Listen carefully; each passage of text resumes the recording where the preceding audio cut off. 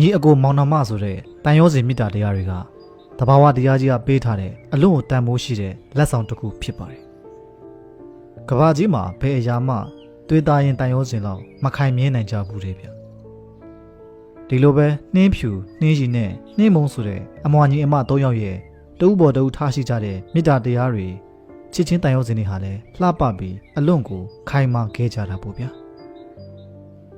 ၃ယောက်ထဲကတစ်ယောက်ကတော့သူဝါသနာပါတဲ့တဘာဝပတ်ဝန်းကျင်ထိန်းသိမ်းရေးသတင်းတွေကိုတင်ဆက်တဲ့အလုပ်လုပ်ကိုင်တဲ့သူတစ်ယောက်ဖြစ်ပါတယ်။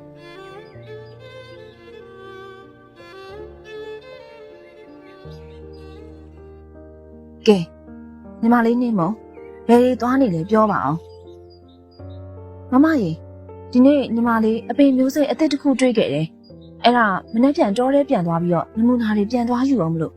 ဒီတစ်ခါညီမလေးတွေ့ခဲ့တဲ့မျိုးစိတ်တွေကဘာပေါ်မှာပထမဦးဆုံးတွေ့ရှိတဲ့မျိုးစိတ်ဖြစ်နိုင်တော့တယ်သိလား။အိုးညီမလေးပြောတဲ့အတိုင်းသာဆိုမမရဲ့ညီမလေးကဘာပေါ်မှာနာမည်အကြီးဆုံးဖြစ်သွားနိုင်တယ်နော်။ဒါပေမဲ့ဘာပဲဖြစ်ဖြစ်မနေ့ပြန်သွားရင်တော့တတိထားသွားအောင်တောနဲ့တယောက်တည်းဝင်မသွားနဲ့နော်။စိတ်မပူပါနဲ့မမရဲ့ညီမလေးကသူတေသနာပညာရှင်ပါနော်။ညီမလေးတို့ကငငယ်လေးက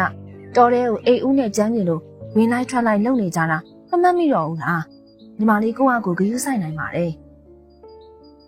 မမရဲ့ညီမလေးကကိုယ့်အကိုဂယုဆိုင်နိုင်တာသိပါတယ်ရှင်ဒါပေမဲ့လည်းညီမလေးအနေရဲ့ကင်းမိုးကပထမဦးစားပေးပဲလေအဲဒီနေ့ကနှင်းမုံနဲ့နောက်ဆုံးစကားပြောခဲ့ရခြင်းဖြစ်လိမ့်မယ်ဆိုတာကိုဘယ်သူမှမသိခဲ့ကြပါဘူး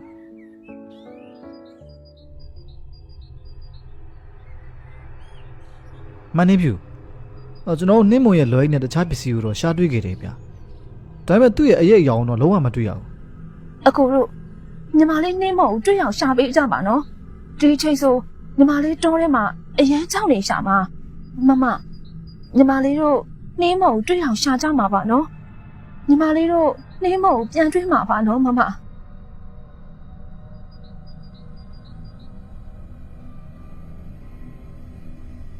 တရက်ပြီးတရက်နှင်းမုံကိုစူးစမ်းပြီးရှာကြပါမယ်ရက်ဒီလာတွေကြားတဲ့အထိရှာလို့မတွေ့ကြပဲနောက်ဆုံးတော့လက်လျှော့လိုက်ကြရပါတယ်ဒီလိုနဲ့အချိန်တွေ6လကျော်လွန်လာတဲ့တရက်ရဲ့ညတညမှာအမတွေဖြစ်တဲ့နှင်းဖြူနဲ့နှင်းရီတို့ပျောက်သွားတဲ့သူတို့ရဲ့ညီမလေးနှင်းမုံကိုအိမ်မက်ထဲမှာပြိုင်တူမြင်မက်ခဲ့ကြတယ်ဗျအိမ်မက်ထဲမှာဒေါ်နကြီးတနေရာမှာရှိနေတဲ့ဗိမ္မာန်အိုကြီးထဲမှာနှင်းမုံကသူမပျောက်သွားတဲ့နေ့တုန်းကဝစ်သွားတဲ့အဝတ်အစားတွေအတိုင်းဗိမာန်အိုကြီးရဲ့ဝင်ပေါက်အရှိမရပ်နေခဲ့ပါတယ်မမနေပြူမမနေညီမလေးဒီဗိမာန်ကြီးရဲ့မှာပိတ်မိနေတယ်ညီမလေးကိုလာခဲ့ပါအောင်နော်ညီမလေးကိုလာခဲ့ပါအောင်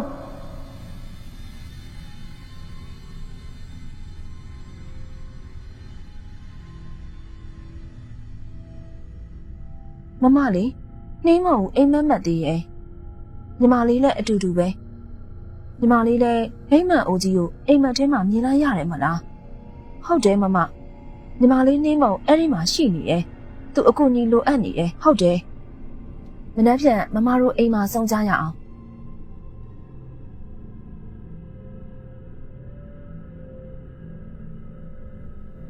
ညီမနှစ်ယောက်ရဲ့တူညီတဲ့အိမ်မက်ကိုမြင်မဲ့ကြတဲ့အတွက်ကြောင့်ညီမဖြစ်သူနှင်းမုံအဲ့ဒီဗိမာန်အိုကြီးထဲမှာရှိနေတယ်ဆိုတာကိုယုံကြည်သွားကြပြီး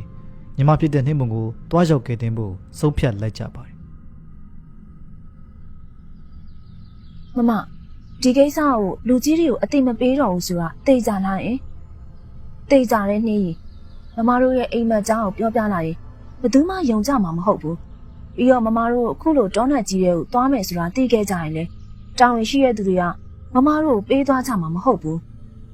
နှင်းကြီးလည်းမမနဲ့သဘောတူတယ်ဒါဆိုနှင်းကြီးတို့လိုအပ်တဲ့ပစ္စည်းတွေပြင်ဆင်ပြီးသွားကြရအောင်ညီမနှစ်ယောက်သူတို့ရဲ့ညီမလေးကိုချစ်တဲ့စိတ်နဲ့ပဲတော်နတ်ကြီးတွေကိုဝင်ပြီးညီမဖြစ်သူကိုရှာဖို့အတွက်ပြင်ဆင်ခဲ့ကြပါတယ်သူတို့နှစ်ယောက်အတွက်အရှိမဘလို့အန်နီယတွေကကြိုးစိုးနေလဲဆိုတာကိုတော့မသိကြရှာပါဘူးဒီလိုနဲ့နှင်းဖြူနဲ့နှင်းရီတို့တောရဲကလမ်းလေးအတိုင်းခရီးနှင်လာခဲ့ကြပါတယ်အစပိုင်းမှာတော့သူတို့ရဲ့ခရီးစဉ်ကဘာအခက်အခဲမှမရှိပဲအစဉ်ပြေချောမွေ့နေခဲ့တာပေါ့ဗျာအချိန်အနှဲငယ်လျှောက်လာပြီးတားမြစ်နယ်မြေတဲကိုဝင်လာတဲ့အချိန်မှာတော့ ပတ်ဝန်းကျင်တစ်ခုလုံးကပုံမှန်မဟုတ်တော့ပဲခြောက်ချားစီဟာကောင်းနေခဲ့ပါတယ် တချင်းဆိုတန်လို့လူအတန်မမကြားရလားဒီတချင်းကညီမလေးတို့ငယ်ငယ်တုန်းကအမေဆိုပြနေကြတချင်းပဲဟုတ်တယ်ဒါနဲ့နေအဲ့ဒါလေးကဘာပန်းပင်လို့ခေါ်ရလဲအဲ့ဒါနှင်းမှုန်ကြိုက်တဲ့တောစပယ်ပန်းလေးတွေပဲ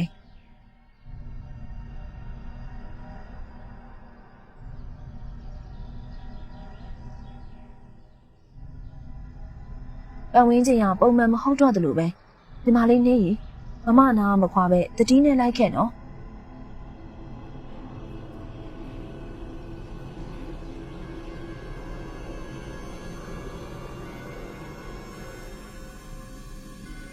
နေဖြူတို့ညီအမနှစ်ယောက်ရှောက်လာလိုက်တာအချိန်ဘလောက်ကြာမှန်းမသိကြာသွားခဲ့ပြီနေ့ရက်အလင်းရောင်ဟာတဖြည်းဖြည်းမိမင်ပြောက်ကွယ်သွားကညရက်အမောင်ရန်ကတဖြည်းဖြည်းကြီးဆိုးလာခဲ့ပါတော့တယ်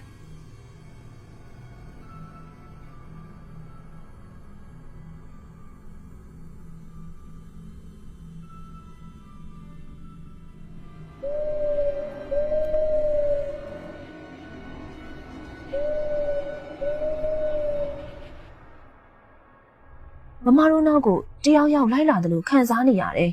။ညီမလေးလည်းတစုံတယောက်ကညီမလေးတို့ကိုစောင့်ကြည့်နေတယ်လို့ခံစားနေရတယ်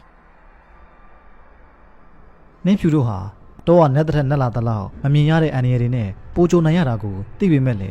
ညီမဖြစ်သူနှင်းမုံကိုစိုးရိမ်တဲ့စိတ်တစ်ခုတည်းနဲ့သာအာတင်ထားပြီးရှေ့ဆက်ခဲ့ကြပါတယ်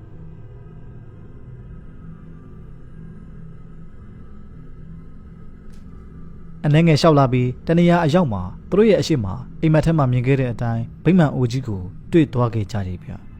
။နေအလင်းရောင်ကွဲပြောက်သွားပြီးအမောင်ရန်ညကကြီးစိုးလာခဲ့ပါတယ် ။အိမ်မက်ထဲမှာမြင်ခဲ့ရတဲ့အတိုင်းပဲနော်မမ။ဒီဗိမ္မာန်ကြီးကိုအုံမြင်ထဲမှာပဲရှိရတင်နေတာ။ခုတော့မျက်ဝါးထင်ထင်မြင်ရပြီပဲ။မမဟိုမှာအဲ့ဒါညီမလေးနှင်းမုံဟုတ်တယ်မို့လား။နှင်းမုံရေညီမလေးနှင်းမုံဟုတ်တယ်မို့လား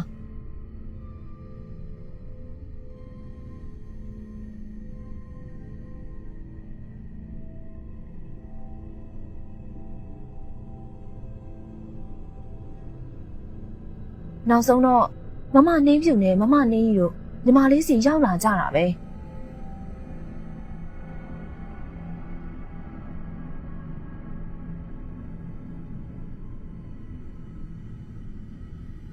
နှင်းမုံမမတို့ညီမလေးကိုလာခေါ်တာမမတို့အိမ်ကိုအတူတူပြန်ကြမယ်နော်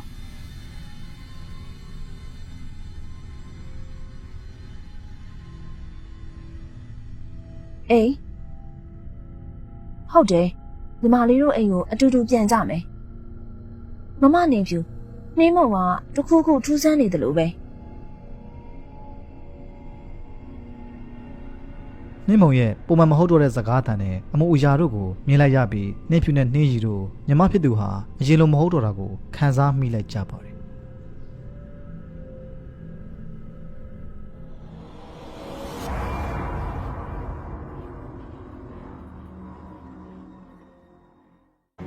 CKO မှာဖုန်းဖြစ်ရေးဆွဲနိုင်မဲ့ဒုတိ animation ကာတွန်းသင်တန်းကိုစတင်ဖွင့်လှစ်လိုက်ပါပြီခင်ဗျာ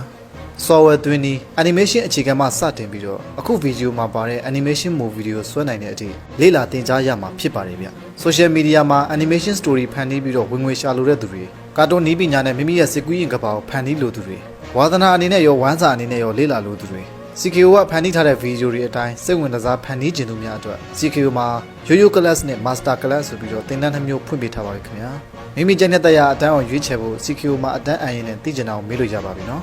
Facebook group Telegram channel ကနေ CKO team မှာ 2D animation manager ကိုယ်တိုင်ဗီဒီယိုသင်ခန်းစာတွေနဲ့သင်ကြားပေးမှာဖြစ်ပါတယ်သင်တန်းကြီးအနေနဲ့ကတော့အခု February လအတွင်းမှာအနံသူများအတွက် Yo-Yo Class 2သိန်းကျပ် Master Class 3သိန်းကျပ်နဲ့သင်ကြားပေးတော့မှာဖြစ်ပါတယ်ခင်ဗျာ